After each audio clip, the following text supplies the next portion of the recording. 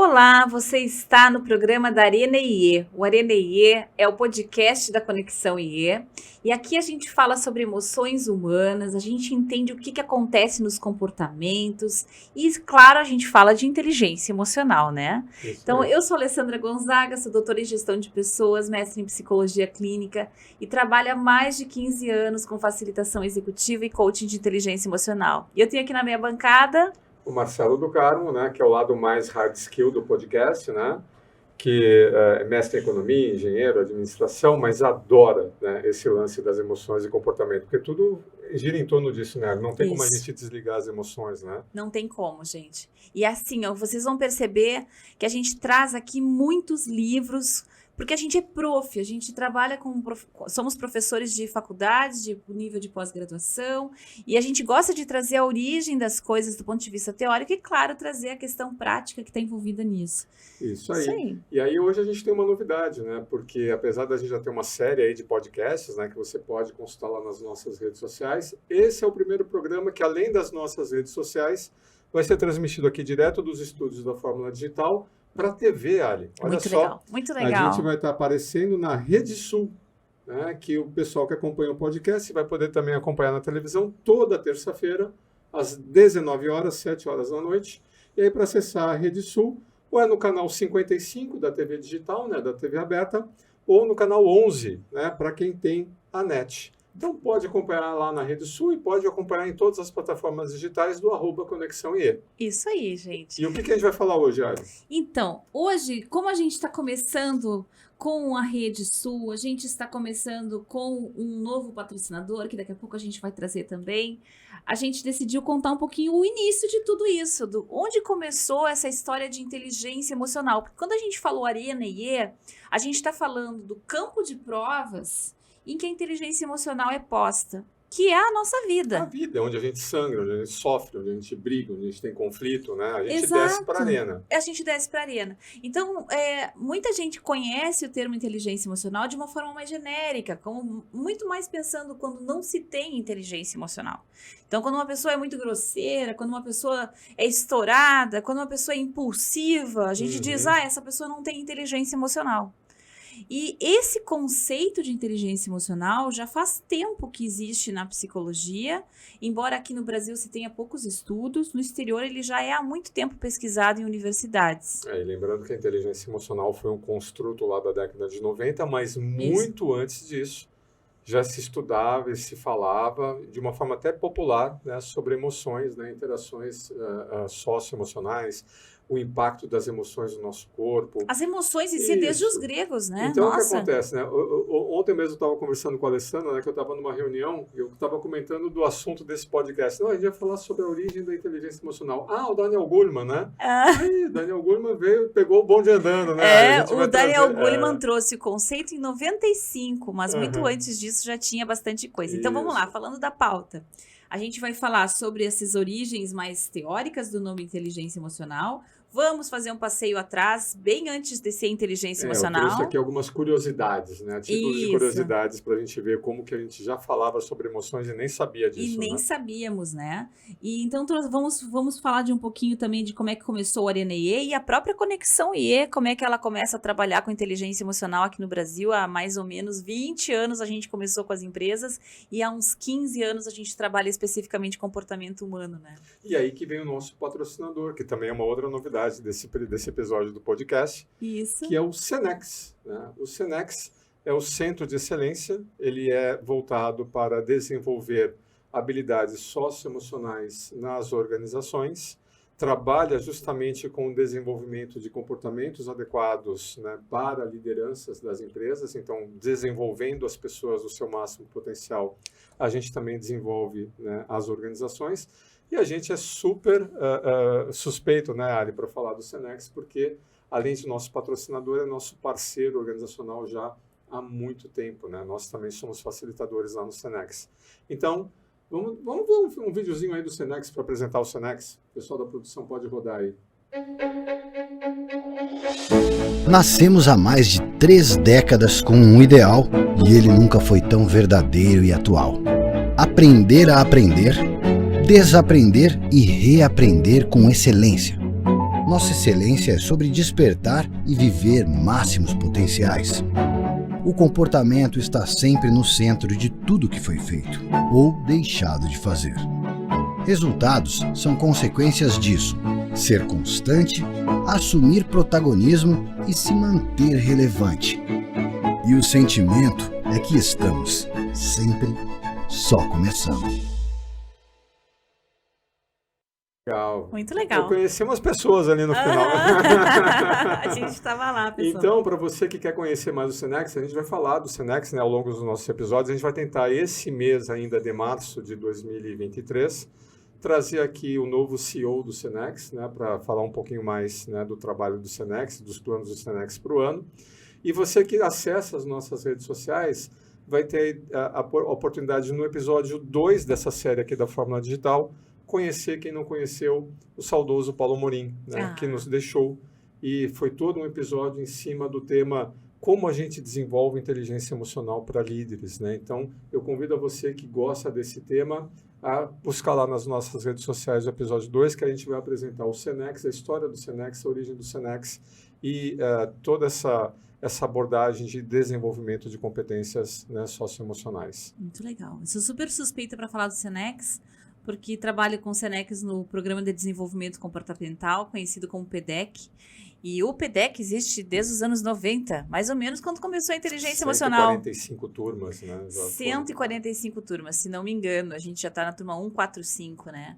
De executivos aí, Brasil afora, de empresas nacionais e até algumas empresas multinacionais, né? Isso aí. Então, muito vamos bem. lá. Vamos lá. Vamos à pauta do dia. Isso. Eu decidi republicar, vou publicar ele hoje no meu LinkedIn, o artigo Inteligência Emocional desde o princípio. A gente teve essa encomenda dos professores inquietos do Farroupilha. Olha lá. E a Escola de Professores Inquietos, né? Uhum. E a gente fez esse artigo para contar as origens, os modelos de base da inteligência emocional. Eu começo com a citação do Aristóteles, que diz que ensinar a mente e não ensinar o coração não é educar. Uhum. Então, desde o Aristóteles, a gente já falava em interagir com o universo emocional. E já na época dos gregos, os estoicos falavam que a gente tinha que lidar com as nossas paixões, que a gente tinha que vencer as nossas paixões humanas, né? O Sêneca dava uma aliviada, falava que o importante era a gente alcançar um estado de tranquilidade, falava que a gente tinha que refletir, estudar. Eu gosto muito que o Sêneca dizia que a gente tem que ter um equilíbrio entre contemplar, no sentido de refletir sobre a vida, e agir. O que tu vai fazer a respeito das coisas, né? Então, como lidar com o nosso mundo emocional já é tema há muito tempo de estudo, de filósofos aí, de pessoas que gostam de pensar na alma humana, né? Muito antes sequer de surgir a psicologia. Acho que é interessante ainda comentar dos gregos, o próprio Aristóteles dizendo a questão da vida virtuosa. O Clóvis de Barros fala muito sobre isso, né? Sobre o que era o conceito de felicidade para os gregos. Uhum. Felicidade era totalmente ligada a como tu vivia, era o teu jeito de viver a vida, né? E não apenas uma coisa que tu busca lá na frente, era uma coisa presente, de acordo com a tua vida, inclusive em comunidade, como eles viviam naquela sociedade deles. O que a gente tem que sempre lembrar, né, Ali, aí tem várias correntes, né, de psicologia modernas, inclusive o Viktor Frankl, né, na produção de sentido, e outros caras na administração também que se preocupam na produção de sentido, que a gente sempre se embate, né, e eu acho que tem quem nos assistindo de vez em quando, né, se embate com questões desse tipo, né, meu Deus, mas por quê? Né? Mas como isso? Mas como pode ser isso? Por que isso acontece assim? Por que ele agiu dessa forma? Por que minha vida está assim ou está assado? Então, quando a gente se depara nos embates lá da arena da vida, quando a gente se vê ali na encruzilhada, a gente fica completamente frustrado, desesperançado, nervoso, raivoso. E para a gente sair desse estado, a gente precisa passar por um processo de produção de sentido. Enquanto a gente não consegue desenvolver sozinhos, né, ou com auxílio de alguma terapia, né, alguma coisa assim, um sentido para o que está acontecendo na nossa vida, é muito difícil mover-se adiante. E a produção de sentido passa pelas emoções. Uhum. Então, entender as emoções, entender o que elas estão nos querendo dizer, né? Porque a nossa mente racional, ela pode nos oferecer, né, engodos, digamos assim, ou armadilhas. Não, tá tudo bem. Não, eu tô bem. Não tá, a gente tá vendo que você não tá. Então, quando você toma contato, né, com as suas emoções e você fala, de fato, eu estou me sentindo assim, e aí você percebe que isso tem um significado e tem um caminho para a gente sair desse estado emocional para outro estado emocional, e é a emoção que puxa o carro, viu, pessoal? Não é a cabeça racional que puxa o carro. Primeiro a emoção vai na frente, ela que te move, ela que te põe em movimento em relação ao estado que você está, para depois a mente racional vir junto produzindo sentido nesse novo estado. Ela é o motor da tua motivação, ela é o motor do teu movimento, né? Então, por isso que desde a Grécia, né, desde a China antiga, o pessoal se liga, olha, esse negócio das emoções é importante e é uma chavinha para cura, né? A gente tem um episódio que a gente fala, né, no primeiro episódio do Arena e aqui no Fórmula, né, por que Arena? Então, no centro de tratamento, né, da Grécia Antiga, do lado dos, vamos colocar assim, dos hospitais, né, ou dos centros de cura, costumava haver arenas, teatros, onde o pessoal fazia dramatizações, né, de cenas do cotidiano. Tipo um psicodrama já. Tipo um psicodrama. Então o pessoal sabia que, olha, o meu drama de vida está refletindo na minha saúde, né? Está refletindo no meu fígado, no meu pulmão, no meu coração, está me trazendo danos físicos. Mas para eu sair dessa, eu preciso entender o que está acontecendo e cuidar das minhas emoções. E aí o teatro, as arenas de teatro, era onde a gente podia entender esses dramas emocionais, não na nossa vida, que é muito difícil a gente entender o que está acontecendo conosco, mas quando a gente vê no outro, né? Quando a gente vê isso projetado, é muito mais fácil. E é mais leve. E o pessoal fazia isso com humor, né? O pessoal fazia isso, né, com drama, mas drama não trágico, né? Me faz pensar uma coisa interessante, mas se não me engano, é o Alexander Lowen, que é o pai da bioenergética, ele falava que quando nossa mente fala, quando a nossa mente traz a sua voz, a voz da mente é o pensamento. Mas a voz do corpo é a emoção. Sim. Então, aquilo que você não conseguir ler em pensamento, o teu corpo vai te mostrar em forma de sintoma.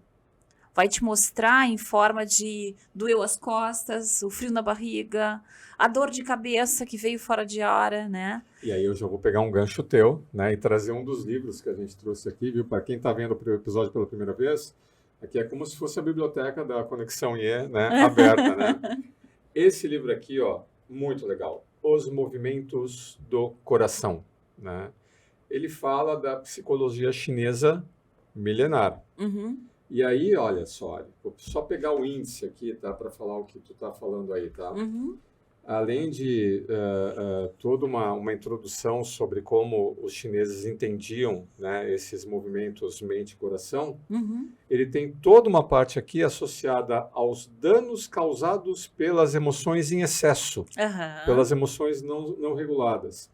Apreensão, ansiedade, pensamentos, medo, temor, tristeza, aflição, alegria profunda. Olha! Né? Até o cara tá... Não, esse cara tá muito alegre. O que tá acontecendo? Tá estranho esse Opressão, raiva, né? Cólera crescente, medo, temor. Então, como que isso se manifestava? Então, o camarada chegava lá, não tô bem. Então, é tudo uma linguagem não verbal, né? Você vê a emoção no corpo. Inclusive, né? a cor da pele, a pessoa, os vasos se está mais vascularizado, o rosto, a forma como o cara respira, o tom de voz, o cheiro da pessoa. O cara vê no pulso, na pulsação, etc, etc. É o corpo falando. E tudo isso tinha impactos aonde?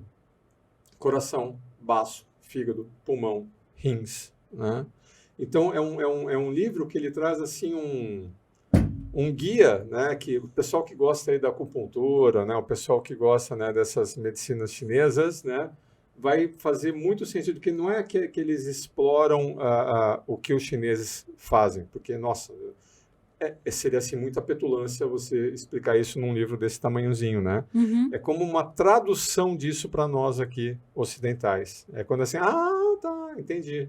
Faz sentido. Que legal. Então, é justamente isso, né? Porque a emoção Fala é o da tua corpo alegria falando, depois né? aí pra nós. Fiquei curiosa de saber dessa alegria profunda aí. Tá, vou procurar alegria Queria profunda. saber como é que a gente consegue essa alegria profunda aí. Deixa eu pegar aqui, agora tu me pegou aqui desprecavido aqui. Enquanto tu vai encontrando, sabe que eu fiquei pensando o seguinte, quando a gente já falou então que pensamento e emoção são searas diferentes aí pra gente conseguir acessar. Existe aqui uma semântica importante da gente trazer, que é a palavra sentimento. Às vezes a gente fala sentimento como se fosse um sinônimo de emoção. É quase a mesma coisa, mas sentimento é a consciência da emoção. É quando você se dá conta que se sente de determinada forma. E é interessante porque os nossos sentimentos, eles provocam interpretações no que a gente está vivendo, né? Então, se a gente está olhando para uma situação e está se sentindo triste, é muito provável, por exemplo, tristeza, que a gente vai ser uma pessoa mais crítica em relação àquilo que está acontecendo e que vai ter pouca vontade de interagir com as pessoas ao nosso redor, porque a tristeza vai nos deixar com essa sensação de recolhimento e vai nos trazer uma interpretação mais introvertida da realidade, né? Achou, Má? Sim. Aqui ele fala que não há nada de mal, né, em ter a alegria, né? A gente deveria se preocupar com a falta de alegria, mas o problema, ela se torna um aspecto pervertido quando ela fica em excesso, né? Porque aí você tem um excesso de batimentos, né? Você pode ter, eu acho que isso pode causar aqui, ó, dilatação das veias, né? Um problema circulatório, né? Pode ser advindo disso. Aí eu não sei, que ele fala que o embalo do fogo, o que mais que acompanha, né, essa alegria profunda. Mas eu estaria sendo assim muito desprecavido, né, em fazer uma análise tão sucinta aqui, porque a gente sabe, né, Ali, que nunca é uma coisa, né? Sim, as sempre emoções, um conjunto de coisas andando na gente, isso, né? as emoções... É muito difícil tu estar só alegre, tu estar só triste, você tem uma composição de emoções, né? Isso, mas pode causar danos circulatórios, né? O que ele está colocando aqui. E aí, para você que está se iniciando aí nesse campo das emoções, pensa quando a gente brincava com cores lá, né? Na escolinha, né? Que você tinha as cores primárias, da combinação das cores primárias dava as cores secundárias, as cores terciárias, assim, emoção é a mesma coisa. A gente tem algumas emoções básicas, né? Que conforme o pesquisador, conforme o autor, são 5, são 7, né? Que são emoções básicas e universais. E segundo o Paul Ekman fez numa revisão de literatura, existe mais consenso de que entre todos os pesquisadores que dão 6, 7, 8 emoções básicas, em pelo menos as 5 que fazem parte do filme Divertidamente. Divertidamente. Então foram elas as escolhidas para a cabine de comando, porque elas são as de maior consenso na literatura científica. Que é a alegria, tristeza, raiva, medo e o nojo. E o nojo. Tá, essas 5 são as emoções básicas. E todas as outras emoções são combinações dessas. Tanto é que a gente fala, olha, essa daqui é uma emoção do eixo, né, da raiva, do eixo da alegria. E tem modelos como da Universidade lá de Barcelona, né, Ali? Por exemplo, as galáxias das emoções. Isso. O professor Rafael Bisquerra e Eduardo Poncet Nos também. Estados Unidos, o pessoal fala dos continentes das emoções, né? Isso. Porque aí, se você conforme o inventário, você chega aí a 300, 400, né? 500 Se começou emoções, no modelo do Ekman a falar em famílias, em continentes emocionais, tanto que o site é Atlas of Emotions, quem quiser olhar, né? Mas depois se começou a chamar de famílias emocionais, para ficar mais fácil da gente entender que elas fazem agrupamentos, né? Ah, mas eu gosto das galáxias emocionais. Eu também adoro, acho fantástico. E são mais de 300 emoções daí, né, que eles mapeiam. Mas onde você estava quando eu te interrompi bruscamente para falar da Então, nossa, agora nem lembro mais, né? Então a gente estava chegando a um ponto de contar um pouquinho sobre onde nasce a inteligência emocional, né? Isso. Então, assim, é comum achar que foi o Daniel Goleman que trouxe a inteligência emocional. O Daniel Goleman é um psicólogo, um pesquisador muito renomado de Harvard, uma pessoa maravilhosa que tive a oportunidade de conhecer, o Marcelo também, aqui em Porto Alegre, né? Quando ele veio dar aula pela PUC, a gente tem que contar, né? Em 2019. E continua sendo professor comigo em muitas disciplinas online, né? Também no grupo Croton, a gente fez algumas aulas aí.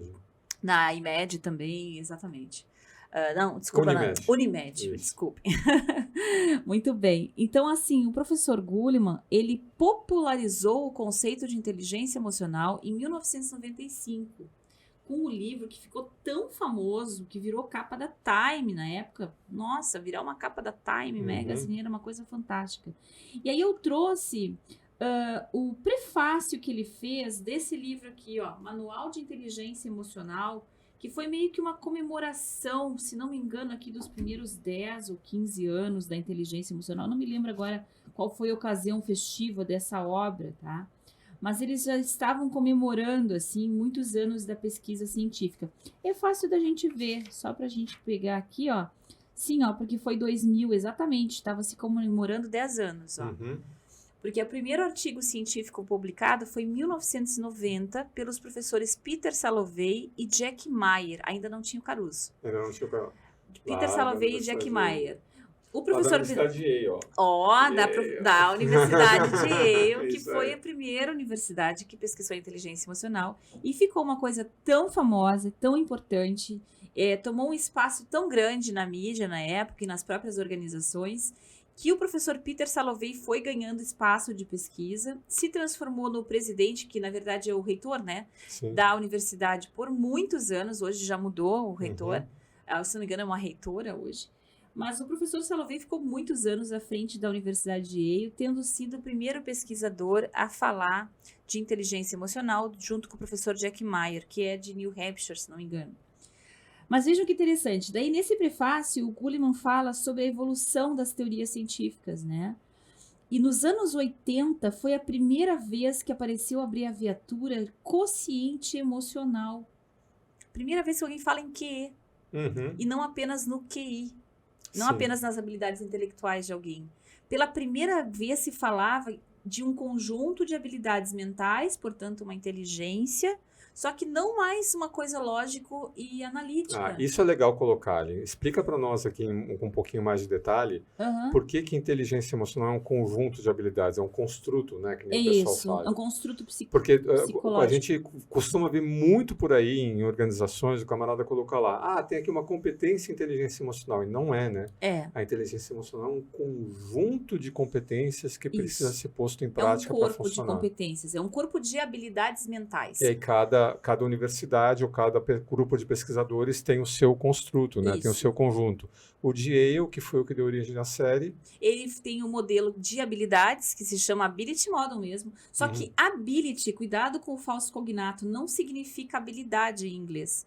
Ability significa aptidão. Isso. Então, a aptidão, no sentido de que a pessoa, muito provavelmente, já nasce com boa parte do seu quê? É nato. Para essa escola. Para muita gente vai achar que não, mas para essa escola de Yale, eles achavam que é nato. E eles são, de fato, mais ligados às neurociências, aos processos mentais, né? Isso. Então, saiu esse primeiro conjunto aí de como que artigos. Que o nosso cérebro processa a informação emocional. Isso. Então, tem lá skills, né, ou aptidões ligadas a perceber as emoções em você e no outro. E quando a gente fala perceber, né, é perceber e discriminar, né, Ali? Isso. Que emoção é essa? Né? Tem até o nosso artigo lá, o sommelier emocional. Ou né? É raiva? É ciúme ou é sei lá, inveja, né? Então, são às vezes emoções próximas, mas que não são a mesma coisa. Eu brinco, né? O camarada gosta de vinho. É tinto ou branco? Não, é tinto. Tá, mas qual é a uva? Né? Qual é o terroir? Né?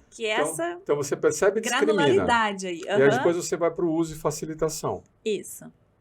E aí, nesse uso e facilitação, você consegue perceber a emoção pelo pensamento. Ou seja, você se dá conta que aquele humor vai te afetar. Isso é importante. Isso é extremamente importante. Por exemplo, tu vai dizer uma coisa e eu acho que eu tô sendo brava demais. Uhum. Eu acho que eu estou com um pouquinho de mal-estar, não precisa nem ser uma emoção. E esse mal-estar aqui que eu não sei muito bem, ele não tá me deixando pensar direito. É onde acende a luzinha vermelha, porque a gente está sempre emocionado.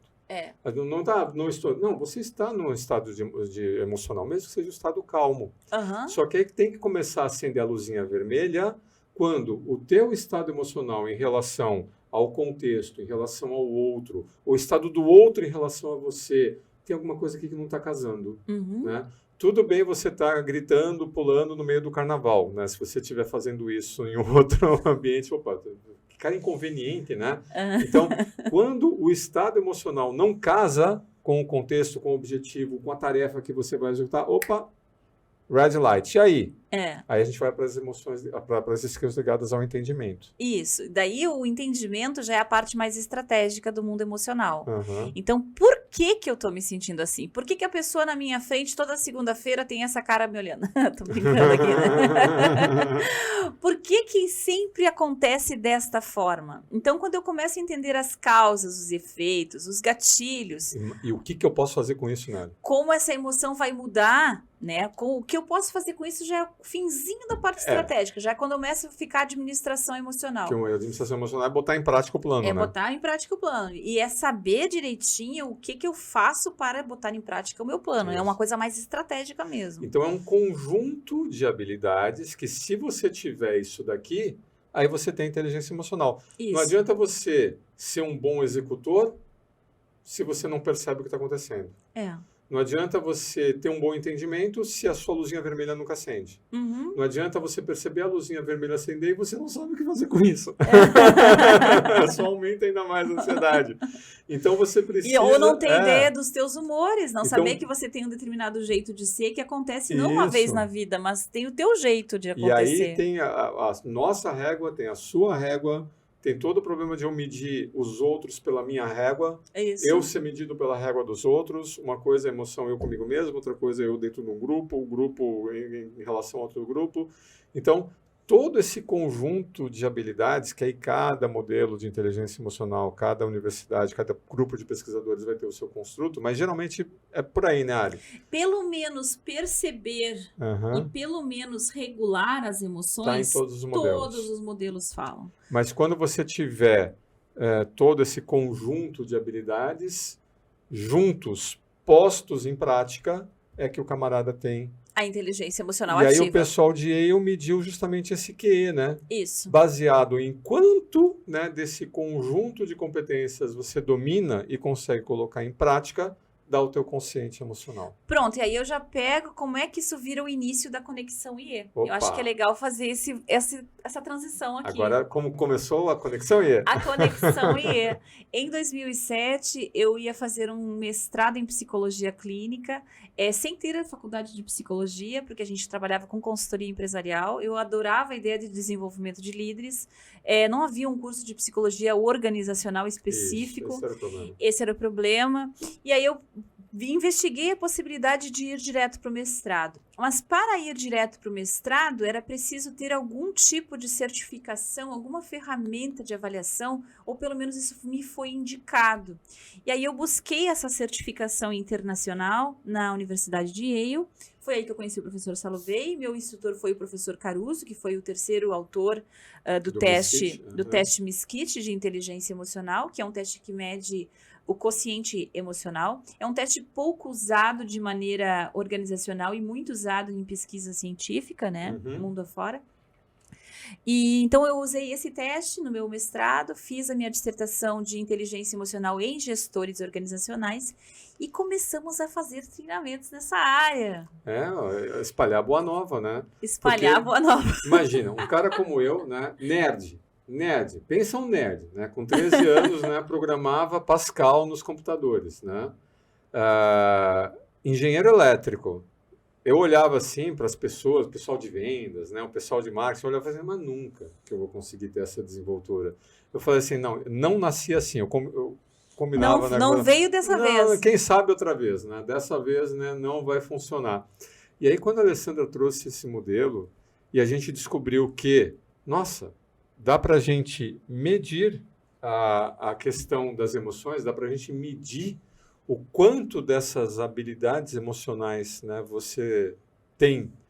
E para aquelas que você não tem, dá para você tentar desenvolver, ou como o pessoal de Yale falava, né, estratégias de compensação. Nossa, eu quero isso, mas eu quero isso no café da manhã, né? Eu quero isso na aveia. E aí foi que eu me apaixonei, né, e dessa paixão, né, já surgiu, então, essa nossa iniciativa da Conexão E já que a gente IE. está falando em paixão, eu e o Marcelo somos casados na física e na jurídica. Há 20 anos, então funciona, viu, gente? Então também somos, com certeza, o único casal de podcast que trabalha com inteligência emocional no Brasil. Se você achar algum outro, por favor, nos conte, né? Sim, não tem. Não deve ter, não, né? É muita história para acontecer no mesmo lugar. Muita história.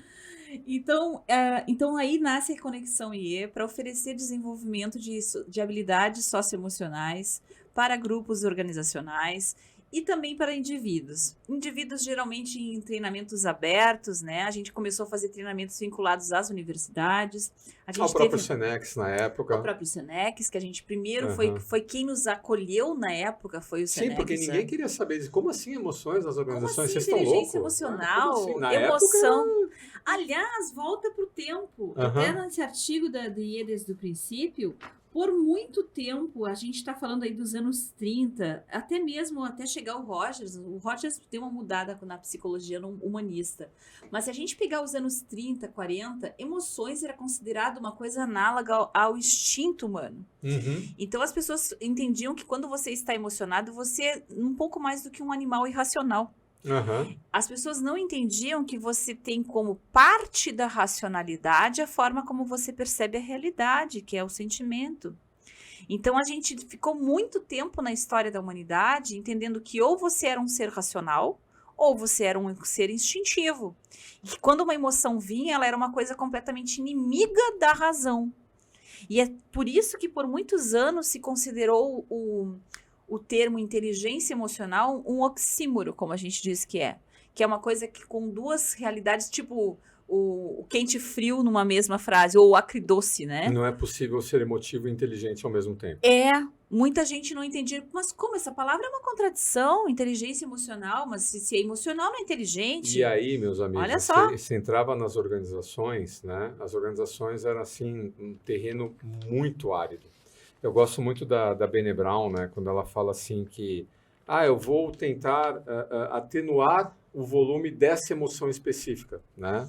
Então, eu não quero apresentar minhas vulnerabilidades, né? Eu não quero demonstrar medo, eu não quero demonstrar segurança, então eu vou tentar esconder isso, né, embaixo do tapete. Só que não existe um movimento de você atenuar a expressão emocional seletivo. Não, essa emoção eu atenuo, essa eu não atenuo. Quando você se empenha para atenuar a expressão emocional, você atenua a expressão emocional como um todo. E isso impacta a forma com que você pensa. Então, as organizações eram locais assim extremamente sérios e protocolares. E vamos lá, a supressão emocional, que é o nome disso, que a gente tal do engolir sapo, é uma supressão emocional. Isso faz muito mal para a saúde. Muito mal. Sim. E aí as pessoas, o tal do estresse que você não sabe de onde vem daí, né? As pessoas adoecem. E essa, por acaso, começou a ser a porta de entrada para se falar de inteligência emocional nas organizações. Nas semanas, né, de promoção de saúde, nas CIPATs, né, o pessoal fala, olha, não existe só a saúde física, né, tem a saúde mental. A gente está com problemas aqui, o pessoal está se estressando, o pessoal está se acidentando, não por falta de EPI ou falta de treinamento. O pessoal está se estressando porque eu estou com problema de regular o estresse, eu estou com problema de regular a ansiedade, estou com problema de lidar com as minhas emoções, conflitos no ambiente de trabalho, etc, etc. Então não tem jeito, a gente vai ter que entender melhor, né, esse lance das emoções no ambiente de trabalho. Muito bom. E aí, uma coisa que, assim, estou puxando para a linha do tempo, se a gente pegar, então, anos 30, a gente vai estar ainda nessa influência da razão pura, né? Na tentativa de imaginar uma razão pura. Ou então o instinto como oposto à razão. E o instinto é oposto à razão, mas não às emoções. E aí, muito bem, chega nos anos 60 e até os anos 70 a influência de Carl Rogers e de todo o movimento da psicologia humanista, dizendo que a gente consegue se tornar uma pessoa inteira, um ser integral no mundo, um ser congruente, até melhor do que a palavra integral, que é mais da psicanálise junguiana, um ser mais congruente entre o que pensa e o que sente e o que age, quando a gente aceita os nossos sentimentos. Quando a gente tem uma aceitação desse movimento dentro de nós. E quando a gente consegue expressar isso. E melhor ainda, quando alguém nos escuta. Quando a gente é acolhido nos nossos sentimentos. A ficha que caiu, né, Ali, com o pessoal que foi o pioneiro aí no estudo, e que o Goleman, na época, ajudou a espalhar essa boa nova com o livro dele, onde ele ainda apresentava esse método de Yale, né, que a Ali descreveu, né, ainda não havia o método, né, da Universidade de Harvard quando saiu aquele primeiro livro lá de inteligência emocional do Goleman. A ficha que foi caindo é que as emoções influenciavam decisões e comportamentos. As emoções influenciam a forma com que nós nos comportamos, individualmente ou em grupo. Com relação à tomada de decisão, um marco no entendimento, que nada disso ainda se chamava inteligência emocional, tá, Carl Rogers? Ninguém falava em inteligência emocional. Se falava em sentimentos, em como é que você aceita as coisas que acontecem na tua vida. Ninguém falava exatamente em inteligência emocional ainda.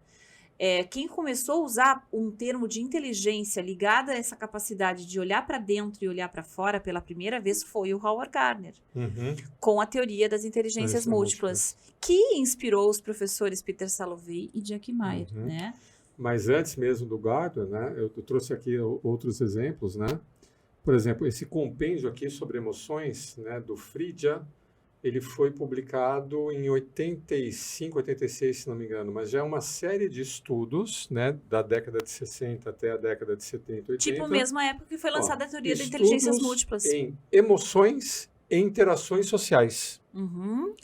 Então, a forma com que a gente está, o nosso estado emocional, influencia a forma com que a gente se comporta e interage com os outros. Pronto, e aí só para pegar o gancho que tu está dizendo, quando o Howard Gardner fala em inteligências pessoais, ele chamava inteligência intrapessoal e interpessoal, falando da questão social. Então, o que é a pegada aqui? Traduzindo todo esse embrolho que a gente está dizendo. Eu só consigo ser uma pessoa legal no mundo quando eu me conheço e me percebo. A primeira pessoa que você tem que entrar em contato para melhorar a tua inteligência emocional é você mesmo. É isso, né, Mar? Isso, e aí só para a gente fazer um gancho, né?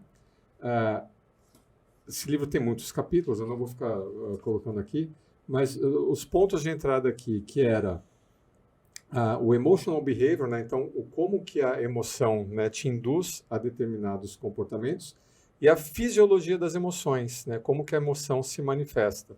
Filhote desses caras aqui, apareceu aquele fantasma, eu não trouxe, esqueci de trazer, mas com certeza você já deve ter ouvido falar desse livro, mesmo pessoal que está nos assistindo aí, que é o Corpo Fala. Lembra do Corpo Fala? Nossa, esse foi um livro da minha época da faculdade de jornalismo. O Corpo em 96 Fala. Então, a gente falava do Corpo Fala. Assim, que agora tá tão famoso, né? E agora tem um movimento aí que não tem nada a ver com o primeiro do Corpo Fala, que entende características de personalidade pelo corpo. Não estamos falando disso. Não.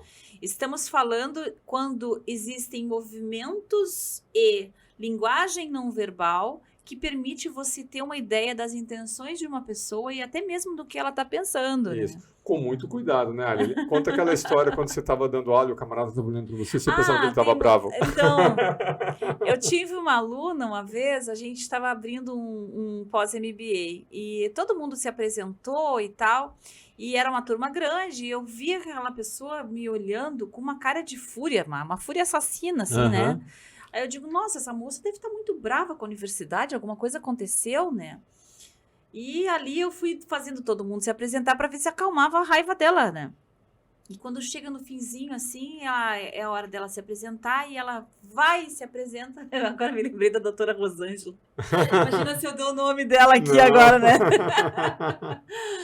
Daí ela abre os olhos, assim, faz um sorrisão e começa a se apresentar. Então, das duas, uma. Ou ela tinha um problema de visão, e isso acontece, que a pessoa faz assim para poder enxergar o que estava sendo escrito. Né, franze o senho para poder enxergar. Ou ela tinha alguma outra característica que fazia ela ter um rosto um pouco mais sisudo, digamos assim, e que não tinha nada a ver com o humor dela. E às vezes as pessoas nem dão feedback com medo de tomar uma... Uma catracada, né? E o mais engraçado foi que ela comentou que ela tinha sido acusada, no meio da fala ninguém falou nada, eu acho que ela percebeu, talvez, que ela estava fazendo aquele curso de inteligência emocional porque falavam que ela era uma pessoa muito agressiva. E aí o que acontece? Eu não trouxe o Corpo Fala, mas eu trouxe uma curiosidade aqui, ó. Esse aqui o pessoal não vai achar, né? Se não vai achar, isso é o problema. you feel, né, you can heal. O que você sente, você pode curar. Uhum. Sabe quem é esse livro aqui? Do John Gray. Ah, aqui no Brasil tem um livro muito famoso dele, que você já deve ter visto, que é Os Homens São de Marte e as Mulheres São de Vênus. Ele é o autor dos Homens São... Que é nessa linha, né, em função de determinadas características, né, como que você acaba se comportando e o impacto que esse comportamento acaba tendo nas emoções individuais ou de quem está se relacionando contigo. Bem nessa linha, né, da interação social. Mas aqui, o What You Feel, You Can Heal, é um livro, assim, bem no sentido desse O Corpo Fala, só que o Corpo Fala, ele traz ali cenários, imagens, onde ele foca no indivíduo. E a partir da mímica corporal desse indivíduo, ele tenta falar, não, esse cara deve estar pensando isso, ele deve estar com a fim disso, quais são as intenções, a partir da mímica corporal. Aqui, ele também trabalha mímica corporal, mas ele traz contextos, né? Vou mostrar aqui, ó. Também é com historinhas, né? Tem desenho, viu, pessoal? Mas não é assim só, deixa eu ver a linguagem corporal. Não, ele coloca diálogos, né? Ele coloca interações, ele coloca um contexto, aí ele fala assim, igual a gente brinca, estátua, né? Então, vamos entender aqui, nesse contexto, o que está acontecendo. Tem um negócio que eu quero mostrar. A partir de um contexto, o que essa pessoa está pensando, o que isso está fazendo, ou como esse pensamento está fazendo com que ela se sinta, e o reflexo disso no outro, e vice-versa. E aí, o que acontece, né?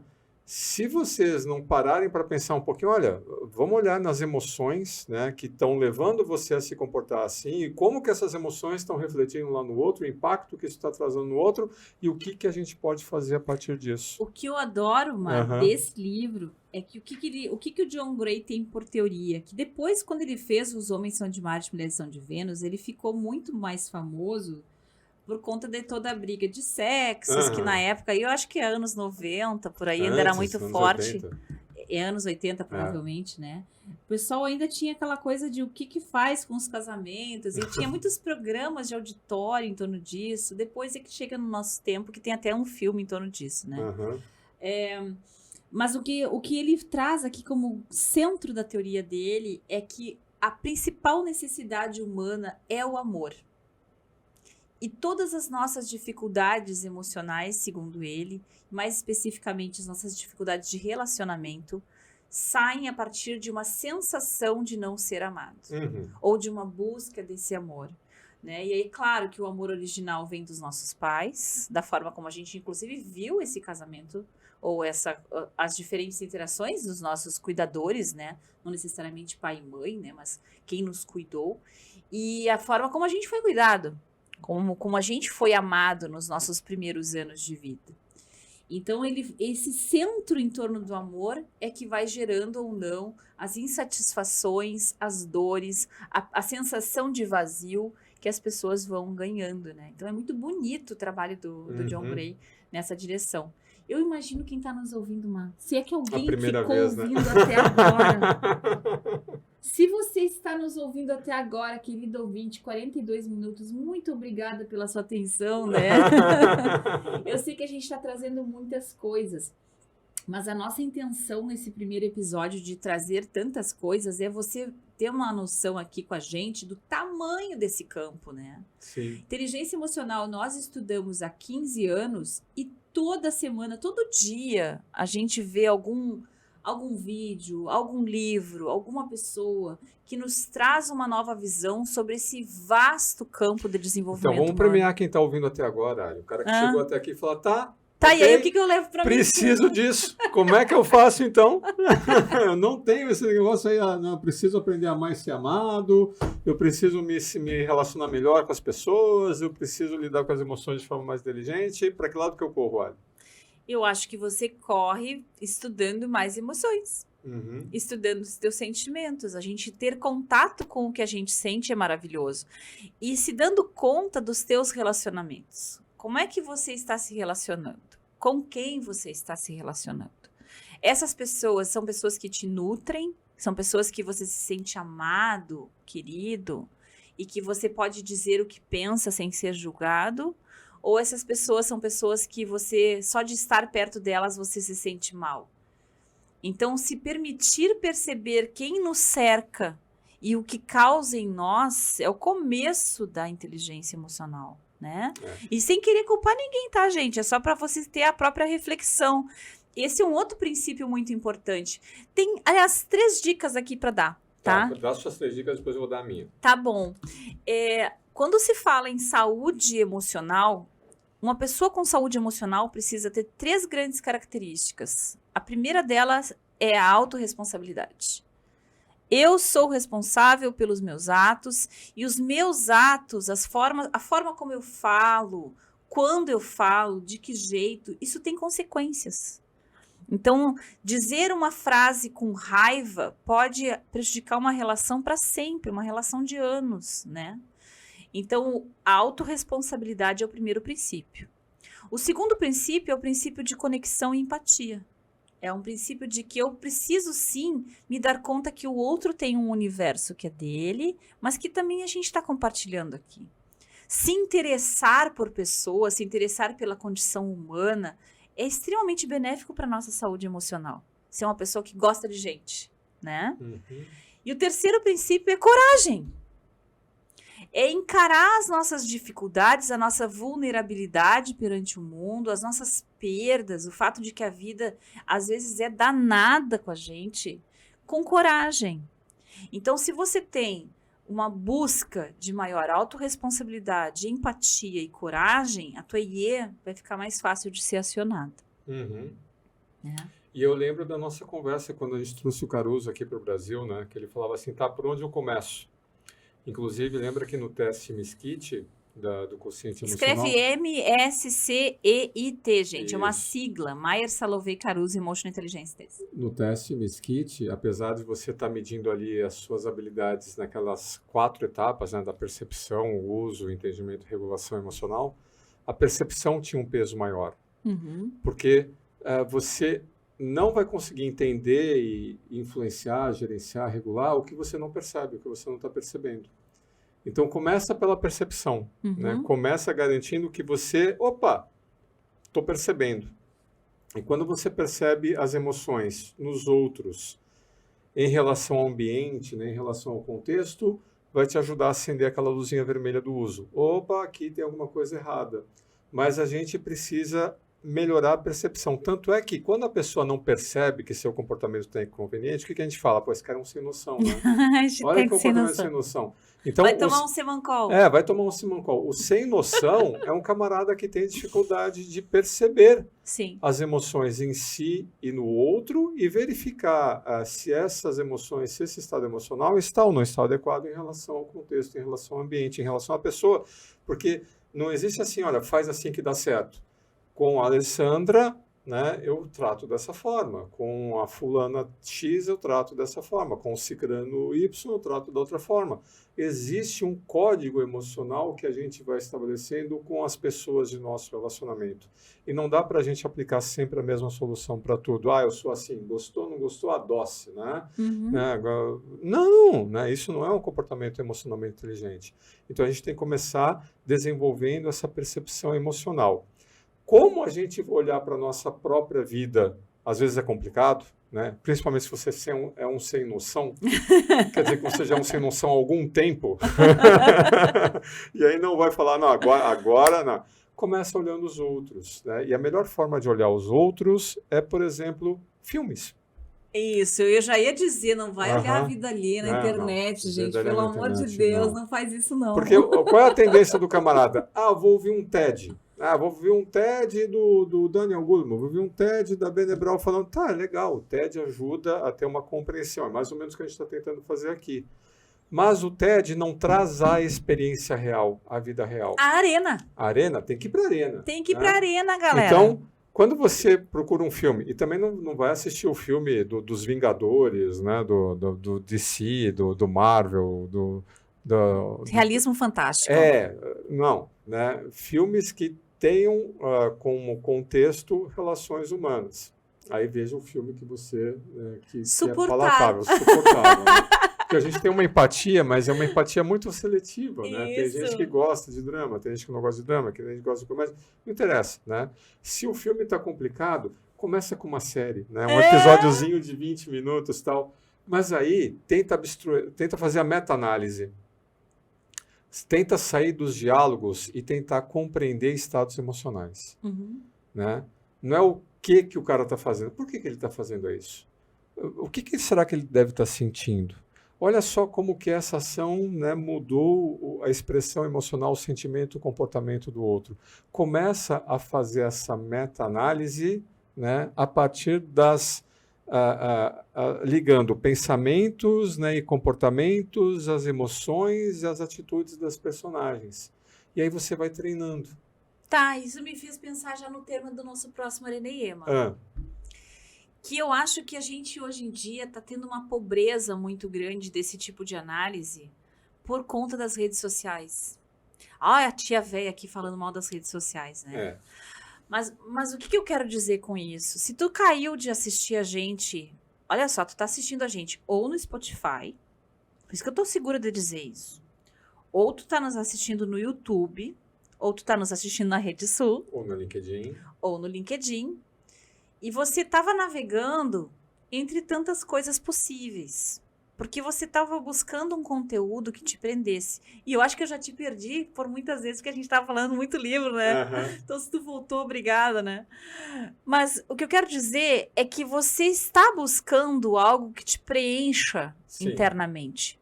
E essa é a tal da produção de sentido que tanta gente fala. Eu quero produzir sentido. Essa sensação, tá. Para a gente compreender interações, para a gente compreender comportamento, a gente precisa de tempo de interação. Isso. E nas interações de redes sociais, nos shorts, né, nos videozinhos de 1 minuto... Você tem estímulos para ter o campo... Mas você não consegue entrar no comportamento. Você não consegue... Precisa de um material mais profundo. Não quer assistir uma série... Lê um livro, mas lê um livro... Não um livro teórico como esses aqui, né? Lê um livro, um romance. Né? Um livro... essa era a minha outra dica. Ler um pouco mais de livros que são gostosos de ler, né? Aquele livro que tu pega de cabo a rabo, assim, e vai. Teve uma época que eu gostava muito de ler... como é que é o nome daquele autor do Anjos e Demônios? Dan Brown. O Dan Brown da vida, adorava ler esses livros. Ou então o próprio aquele cara... Olha, eu querendo dar os nomes dos autores e não me lembro. O do Caçador de Pipas. Sim. Eu me esqueci o nome dele, mas se você procurar Caçador de Pipas, Humberto Eco. Livros, né? Que tu consome, assim, e ali você tem uma densidade dos personagens. Claro que eu comparei aqui um cara de thriller, de suspense, com um cara como O Caçador de Pipas, que é um livro delícia de ler, na sua dimensão humana. Sim. Justamente tu lê, se tu não chorar lendo O Caçador de Pipas, tu não chora com nada, né? De tão delícia que o livro é. Então, são muitas as possibilidades, mas eu acho que é isso que a gente está falando. Isso. O que não pode é você se anestesiar, você viver de uma maneira autômata, você acordar de manhã e fazer as suas atividades como se a vida não tivesse fim. A vida tem fim e ela tem que ter significado. Ou então ter estratégias rasas, né? O camarada lê o livro, viu o filme, né? E tenta copiar um modus operandi, tenta copiar uma abordagem, né, que uma personagem da ficção tem e tenta aplicar isso na vida real. Isso. Nossa, mas vai assim, dá com os lobos na água, né? Porque na prática, você precisa entender dos códigos emocionais, das pistas emocionais que estão ali numa interação para você fazer uma regulação social do seu comportamento. Então, a gente começa fazendo isso num laboratório, né? Ou numa sessão de coaching, ou num filme, num livro, né? Numa oficina de inteligência emocional. Uma oficina de inteligência emocional, uma vivência para depois você ir para a arena, né? Para depois você ir para a vida real. Tomar suas cacetadas, né? Porque essa é a arena, né? Não existe... Imagina, né? Eu estou 53 anos contando e ainda apanhando. Eu vou também. Apanhar muito ainda, né? Estamos com 53, inclusive, de live, Mário. Já que tu falou a idade aí, olha que coincidência. Não, mas você tem muito menos que isso. Eu tenho 45. Eu não tenho vergonha de dizer a minha idade. Eu acho que a gente respeita a mulher que não gosta de dizer a idade, mas afinal de contas demorou tanto para eu chegar até aqui, né? que tá na hora demais é curtir, né? Então, olha só, gente, 53 minutos, a gente tá já finalizando esse Arena IE, a gente agradece se você ficou até aqui e pede para que você curta o nosso canal no YouTube, nos traga sugestões de pauta, diga pra gente se você não entendeu ou se você não gostou até de alguma coisa, porque afinal de contas fale da gente, né, nas redes. Para todo o pessoal da Rede Sway que está acompanhando a partir de agora, convido vocês a entrar lá nas nossas redes sociais, no nosso canal de YouTube, né, da Conexão IE, e aí vocês vão poder ver todos os episódios que a gente já gravou aqui no estúdio do Fórmula Digital, outros materiais, tem mais de 150 horas lá de... Nossa, se você quiser fazer um pós aí na Conexão IE, você consegue fazer, gente. Então, assim, muito legal. E os nossos artigos no LinkedIn, né, que a gente publica bastante coisa sobre isso. E aí a gente vai trazer aqui também o teu livro, né, Olha? A gente trouxe tanto livro, não trouxe os livros da área. É verdade, na próxima a gente traz o meu livro, pra gente só lembrar o pessoal novo aí que não nos conhece. E eu acho que era isso. Mas uma última coisa que eu queria comentar é que na linha do tempo da inteligência emocional, os primeiros 10 anos foi para tentar desenhar o construto. O segundo decênio foi para tentar descobrir que testes mediam a inteligência emocional. E muito se produziu de testagem de inteligência emocional no segundo decênio. No terceiro decênio, então falando aí a partir já de 2000, 2010... Em 2010 se começa a pensar muito fortemente no desenvolvimento de inteligência emocional. Como é que eu faço para, então, se eu não tenho uma percepção, por exemplo, como o Marcelo deu exemplo, como é que eu faço para ter isso, né? Como é que eu faço para ter uma visão mais estratégica e com isso conseguir me posicionar melhor nos meus relacionamentos, esse tipo de coisa. E eu diria que desde a pandemia, no nosso quarto decênio aí já, é isso, né? Isso. A gente está muito focado em trazer a inteligência emocional para o nosso dia a dia. Em trazer isso para cá, para nosso campo de debate, de relações, trazer para a arena. Então, eu acho que o nosso Arena IE, ele vem para trazer e popularizar um conceito tão importante, tão rico como o da inteligência emocional e que permite que as nossas vidas sejam melhores, né? É isso, né, Mar? É isso aí. Então, muito obrigado para você que nos assistiu até agora, né? E até a próxima semana. Até o próximo Arena IE, gente.